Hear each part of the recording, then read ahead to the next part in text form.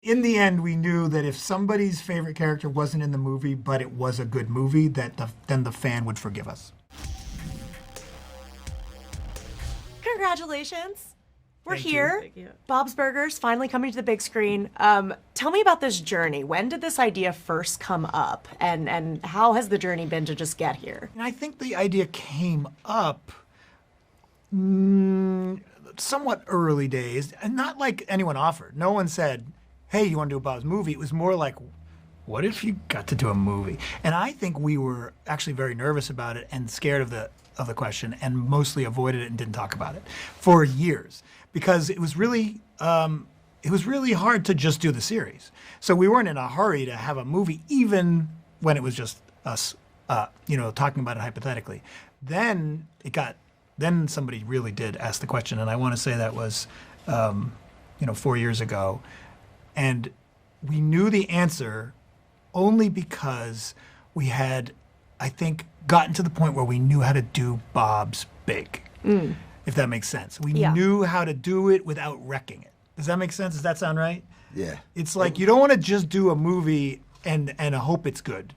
You have to kind of know that you can do it without ruining your own series.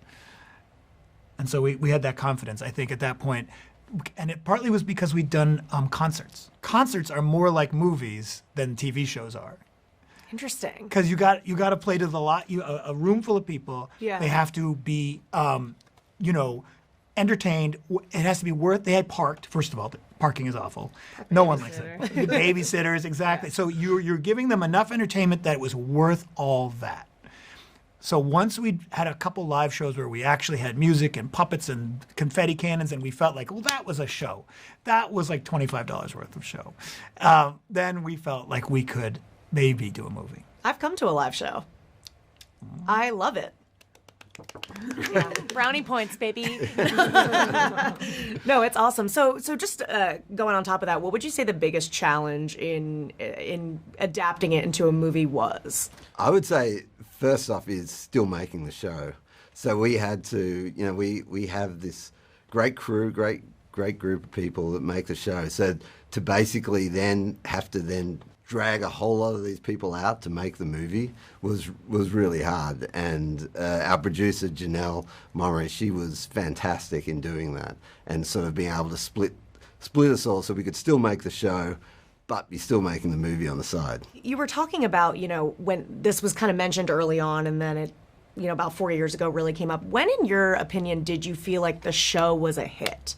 Because it's like, when you're talking about home movies, right? That was one of my favorite shows, but that had like a cult following kind of later on. When did you realize Bob's Burgers is a smash? I feel like my parents wore a lot of swag all over the place. Swag is the word? Yeah, sure. Yeah. I always say swag or swag, and I'm never quite sure which. Anyway, that stuff. And my dad would get, oh, is that a local restaurant that has good burgers? Like, for a long time, I'm like, they don't know the show. They don't know anything. And then he started getting compliments like, oh, I love that show. I'm like, oh, like people, when he's taking his hikes in the woods, like perfectly normal hikes. I don't know why I'm saying that. People would see his shirts and compliment him. I'm like, oh, people are starting to get that it's not just a restaurant that we're talking about, that it's like a show on TV, and they watch it. But yeah.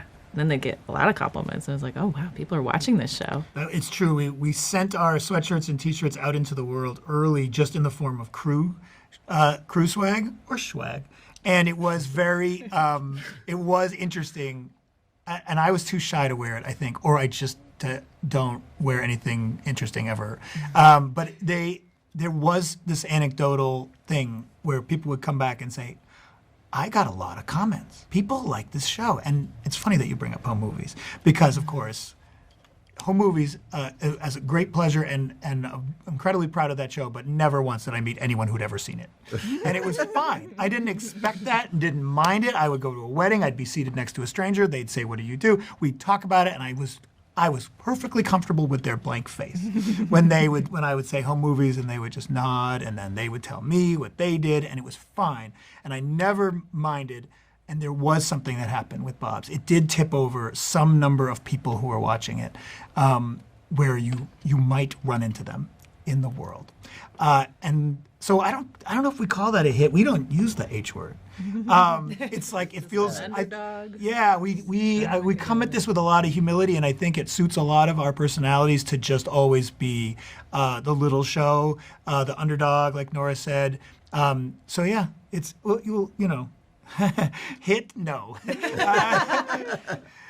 We prefer lucky little duckies. Now the Belchers are movie stars. So which Belcher do you think is probably the most excited to be on the big screen? I mean, Linda and Jean? You mean if the characters knew they were in a movie? Yeah. Which of them would be most excited? I think Linda. Yeah. Yes. With so many beloved side characters, there's so many people. How did you guys decide who to include in this movie? Because there's so many. Hard. It was painful because we put a lot in, and then we were like, this is just a movie of cameos. Like, we have to have a story too. And then so we had to cut a few out, but there's still a lot that people we certainly love that are in there. But it was definitely balancing like fans of the show and new people, and like making sure that everybody could enjoy this movie and like love the characters in it without not knowing the history of it. So we tried to do our best and put a bunch in there. Success. At various points, nearly everyone was in it. Yeah, we should say. So everyone's come and gone at some point. Yeah. Yeah. Yeah. We in the end we knew that if somebody's favorite character wasn't in the movie, but it was a good movie, then the fan would forgive us. Yes. I mean, it would literally be, like you said, like a Where's Waldo? Yes. Yeah. Because everybody that comes in is so great. Do you have a favorite fan theory you've ever read or somebody said to you about Bob's Burgers? I love the fan theories. I devour them. There's no question that the most extreme one, and it is not our favorite, but it is worth saying. The extreme one is that everyone's dead and they're ghosts. I read this. Yeah, and I don't. That one, I'm like, oh, you can do that for anything. That's not. That's just easy. It's like because it's so dramatic, and then you go through and you're like, yeah, they're all ghosts. I think it's not really a fan theory, but some of my favorite stuff to read is fan math. They go through and see what the restaurant would make if it was a real restaurant, how much money they'd make, what their costs would likely be, given that they're probably in the Jersey Shore, and what rents would be. And I'm always so appreciative of that when there's somebody who's done that kind of speculative fan fiction math. Yeah. As a lover of detail and sort of and grit and texture in writing, I always feel like, well, I can print this out and bring this to the writer's room.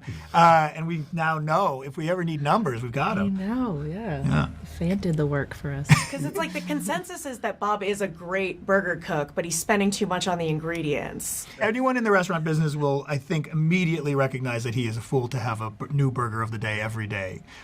He's going to be overspending on ingredients. I've seen fans point that out who are chefs, and it's like, yeah, that's part of his character. On some level, the guy is like, he's not running his business very responsibly. Right. Yeah. Sacrifices profit for creativity a lot. Which we respect. And probably being next to the mortuary doesn't help. No. Right. Will we ever meet Ginger fully?